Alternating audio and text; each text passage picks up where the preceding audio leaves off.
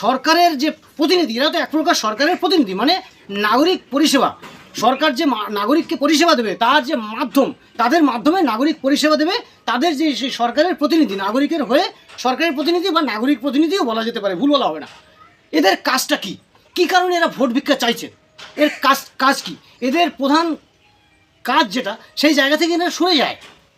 আমি একদম পরিষ্কার উদাহরণ দিয়ে বলছি, আপনারা আপনাদের জীবনের সাথে মিলিয়ে নেবেন। সকল নাগরিকদেরকেও বলছি, আপনারা আপনাদের নাগরিক জীবনের সাথে মিলিয়ে নেবেন আমার কথাগুলো। এই যে করুণ সুরে ভোট ভিক্ষা চাইছে, আমাকে একটু ভোট দেবেন, আমাকে একটু দেখবেন, আমি আপনাদের দেখবেন ওই যেই ভোট হয়ে যাবে, টিক্কি দেখতে পাবেন না, উধাও। তখন ওই আপনাদেরকে গিয়ে এরকম হাত জোর করতে হবে সব নেতাদের কাছে, নেতাদের বাড়িতে, অফিসে গিয়ে। অফিসে তো অনেক সময় পাবেন না, এই নেতাদের পার্টিকুলার একটা জায়গা আছে বসার, সেখানেও অনেক সময়